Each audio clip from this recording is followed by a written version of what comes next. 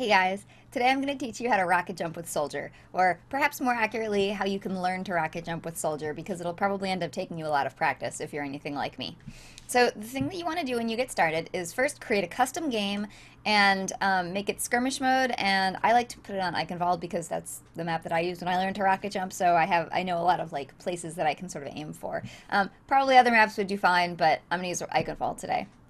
So the next thing to do is to make sure that it's as convenient as possible. So you want to go to Heroes and Settings and Soldier 76 and find the Helix Rockets cooldown time and put that all the way down. And Damage Received and put that all the way down, which is 10%. So once you've done that, we can start the game. In case you're not familiar, rocket jumping is basically a way to jump really, really high as Soldier by jumping at the time that you shoot your rockets right close in front of you, so that the like blast from the rocket lifts you up in the air. And so the thing that people usually have difficulty with is timing it exactly perfectly so that they can actually get enough lift. So here's what it looks like when someone does rocket jumping correctly. Watch, hopefully I'll be able to do it right now. I'm definitely not like a rocket jump expert, but I do know how to do it. So so you can see we get a lot of height here by rocket jumping. So the key when you rocket jump, well, there are probably several keys. One key when you rocket jump is that you want to make sure you're aiming straight down. You don't want to be aiming like a little bit down, you want to be aiming straight down while you're walking. And so we can do a little experiment right here on this little circular area. We can get as close as possible to this sort of center place, and you can see I'm aimed pretty close to straight down here. And so I'm just going to shoot my rockets straight down into the ground.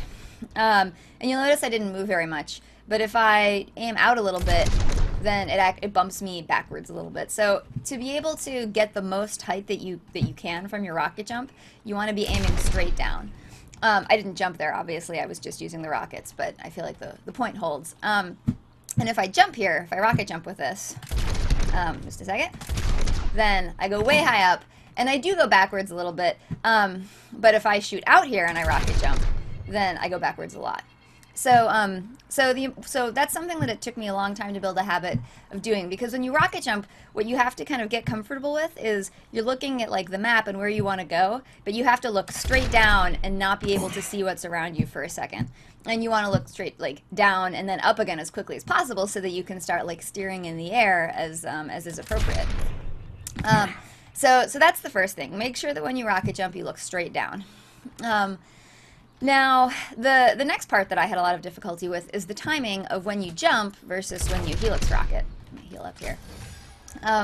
So most of the time when I see people doing this and failing, myself included, they're trying to do this complicated thing where they like hit the rocket, like shoot the rocket and then jump, and they can't quite make it work right, and sometimes they get a little bit of height. So here's the deal. It's really easy. You hit like your jump and your helix rocket at exactly the same time, like literally exactly the same time.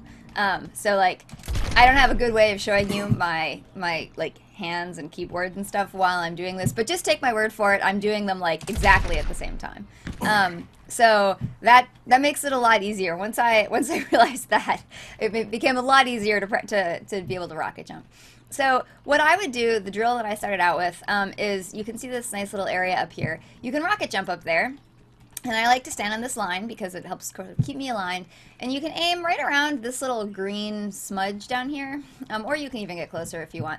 But what you want to do is like walk forward, and then when you get close, actually we'll go closer, is to just jump and use your helix rockets at the same time, and do it in this nice straight line until you get up here. And it might take you a whole bunch of tries. I think if we aim here, we can still make it. Maybe not. But one thing that's worth noting, as I was mentioning before, when you're looking down, if you don't look straight down, if you look like maybe here instead of straight down, you'll feel like you're rocket jumping. You'll get height, but you just won't quite be able to make the place that you want to get to. I mean, that's not always true. Obviously, if you want to get to a shorter place, you might still be able to make that. But if you want to get like full height on your rocket jumps, it's really important that you get in the habit of looking straight down and then back up again as quickly as possible. And so once you can do this, it actually lets you get to a lot of like really awesome places that soldiers don't usually get to. And so we can go over here, and like, I believe you can get up to there. I think you can rocket jump from this one to that one. And that actually raises an interesting point. There are a lot of places that you can rocket jump to, but you have to be, like, a much better rocket jumper than I am. And so, like, one of the things that I can do about 10% of the time is jump from here over to this side. And the thing about it that makes it tricky is that you have to have enough forward momentum and exactly be jumping at the right angle to get it. But one of the extra challenging parts about that is that when you shoot your rockets, you have to make sure you're shooting them close to you. And so, like, a lot of people will, and when I was especially new to rocket jumping, they'll come over here and they'll shoot their rockets, but did you notice the rockets hit here on the ground? They didn't actually hit right under me. And so if you're trying to practice getting to a certain area, you want to make sure that the rockets actually land on the surface that you're on. So this is a jump that I have made many times, but also I've failed to make it much more frequently than I actually make it. And over time, like, you can test. Oh, also, you can't do it while running very well. There is a way to run and rocket jump. I don't know how to do that, but if you guys want to try, here's how I understand it. You can't shoot your helix rockets while you're running. So what you have to do is like run and then shoot them, and I don't know. I actually have not been able to make running with rocket, or like sprinting with rocket jumping work. I've heard that you can do it, but your mileage may vary. I have not actually witnessed it happening myself.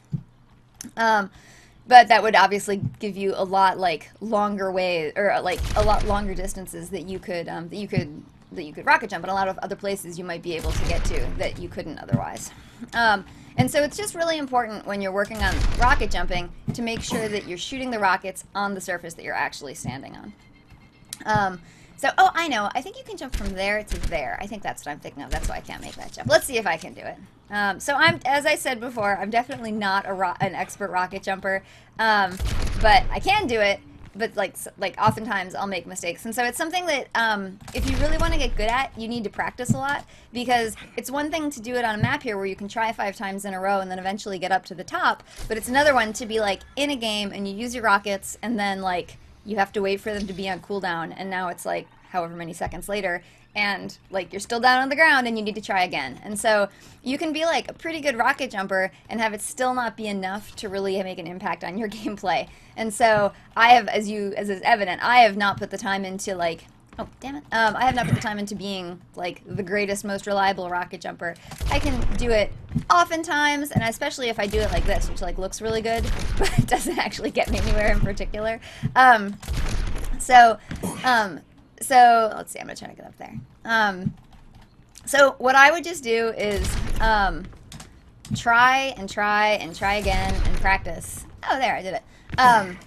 And then you can get to a lot of places that you might not have thought you could. So the other really nice thing that I would recommend, or that's I guess worth noting about rocket jumping, is something that I don't know if it's just coincidence, or not. Just a second, let me change the settings. I'm going to change the cooldowns back to their normal levels.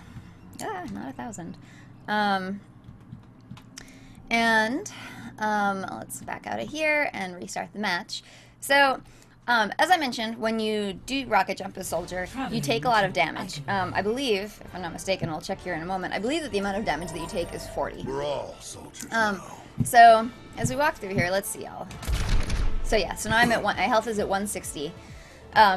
And so check out this awesome thing. If I'm walking at normal speed and I drop my heal beacon, then I walk, like, it heals me up fully without me even stopping.